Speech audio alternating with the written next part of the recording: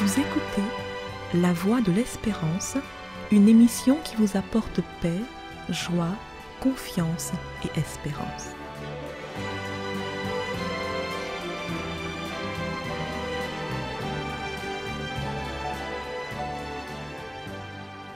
Bonjour la Guyane et bonjour à tous depuis la Guyane. Laissez-moi reprendre mon souffle. Faites-vous partie de ceux qui prononcent cette phrase de temps en temps? Cette phrase, on l'entend souvent quand des adultes jouent avec des enfants en plein air. Mais à cause de l'actualité, ce n'est pas que dans ces moments-là qu'on entend cette phrase maintenant. Quand il s'agit de jouer, les enfants sont souvent insatiables. Ils enchaînent les jeux jusqu'à ce que l'adulte se plie en deux, pose les mains sur les genoux et s'écrie « Laissez-moi reprendre mon souffle ». Cette image que nous évoquons ici illustre malheureusement notre société dans d'autres aspects plus tristes. Les difficultés, les mauvaises nouvelles, les factures, les obligations de toutes sortes s'enchaînent tellement vite qu'on a envie de se plier en deux, de mettre les mains sur les genoux et de crier « Laissez-moi reprendre mon souffle ». Chaque semaine, chaque jour, le monde est secoué par des crises ou des catastrophes qui nous coupent littéralement le souffle. Ce qui rend la situation encore plus pénible, c'est la fréquence ultra rapide à laquelle les événements s'enchaînent. On n'a pas le temps de digérer un drame personnel ou sociétal qu'un autre arrive déjà. On n'a pas le temps de reprendre son souffle. Il devient urgent donc d'adopter certaines pratiques et attitudes pour se protéger. Il faut se donner les moyens de reprendre son souffle. Mais comment y parvenir? En nous appuyant sur la Bible, une nouvelle fois, nous voulons vous proposer quelques pistes. D'abord, la prière quotidienne associée à la lecture de la Bible. C'est un temps qui permet de découvrir, de réclamer et d'expérimenter les promesses de Dieu. Avant nous, un des auteurs bibliques a écrit dans le psaume 119 « Dès avant l'aurore, je demande ton aide. J'espère en ta parole. Avant la fin de la nuit, j'ouvre les yeux pour méditer ta promesse. » Fin de citation. Psaume 119, versets 147 et 148. Il faudrait qu'on adopte cette pratique. Ouvrir la journée, non pas en entendant un flot de mauvaises nouvelles, mais en allant prendre un temps pour méditer, se tourner vers la parole de Dieu, où on pourra lire des promesses, découvrir l'espérance chrétienne. Jésus, lui, aussi le faisait. Jésus se mettait à l'écart pour prier. Souvent, le récit biblique nous dit que Jésus était sur la montagne. Il allait là pour prier, pour se couper un peu du flot incessant de nouvelles plus tristes et déprimantes les unes que les autres qui nous parviennent au quotidien.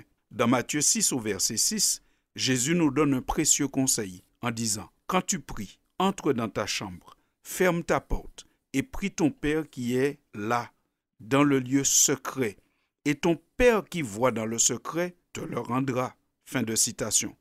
Avant même la réponse de Dieu, le temps même de la prière est déjà un médicament et une thérapie. Effectivement, pendant ce temps de la prière où on s'isole, où on coupe le téléphone, où on s'éloigne de la télé, eh bien, nous expérimentons le bienfait qu'il y a à commencer et à terminer nos journées dans cette bulle bienfaisante qu'est la prière et la lecture de la Bible.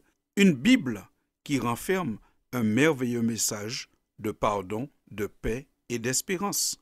En plus de la prière individuelle et personnelle, nous pouvons reprendre le souffle dans le temps de la prière communautaire, en allant dans un lieu où des gens prient et racontent ce que Dieu fait pour eux, ce qu'ils vivent avec le Seigneur et ce qui est dans la parole de Dieu. Un lieu pour recevoir et donner des encouragements. C'est pour cela que la Bible nous donne ce précieux conseil dans Hébreux 10 au verset 23. Continuons fermement à proclamer notre espérance, car Dieu reste fidèle à ses promesses. Veillons les uns sur les autres pour nous inciter à mieux aimer et à agir en tout avec bonté. N'abandonnons pas nos assemblées, comme certains ont pris l'habitude de le faire.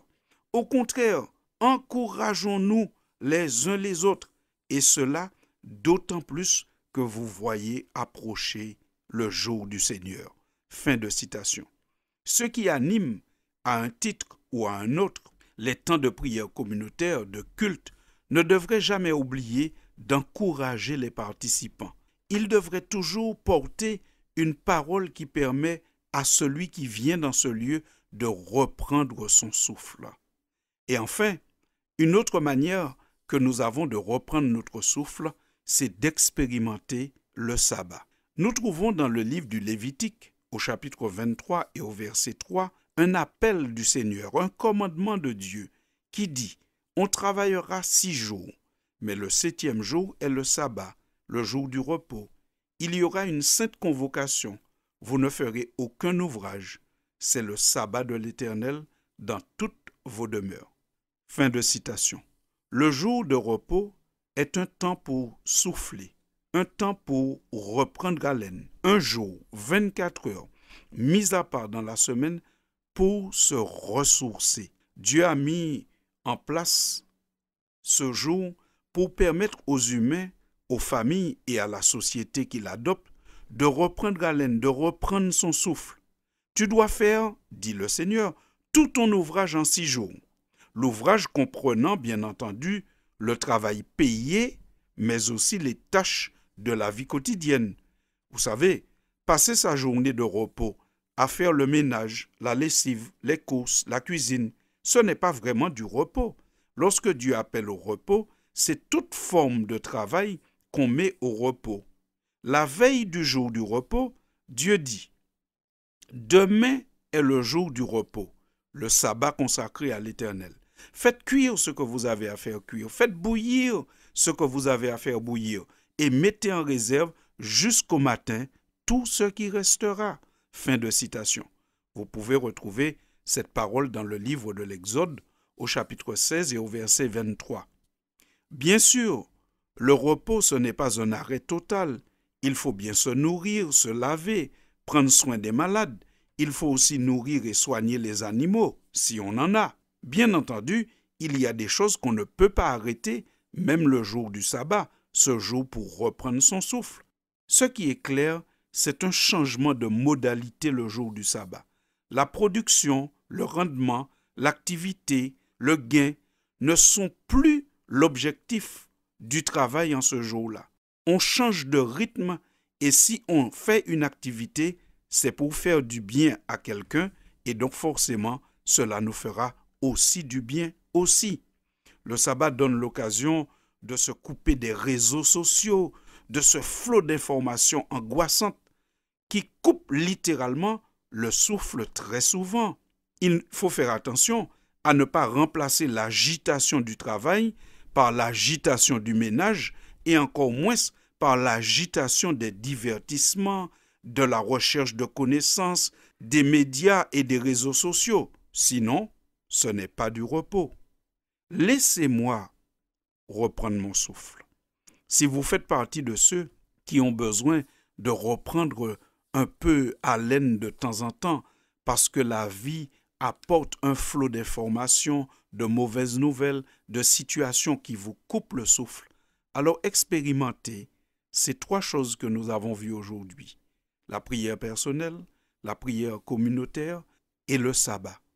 3 choses que Dieu nous a données pour nous permettre de reprendre haleine, de reprendre notre souffle.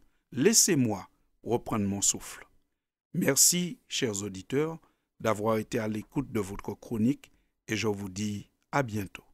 C'était La Voix de l'Espérance, une émission préparée par l'Église adventiste du 7e jour. Si vous désirez avoir une copie de la causerie d'aujourd'hui, demandez-la. Elle vous sera donnée gracieusement. Écrivez à La Voix de l'Espérance, boîte postale 169 97 324, Cayenne, CEDEX, ou téléphonez au 0594 25 64 26. Merci chers auditeurs et à bientôt.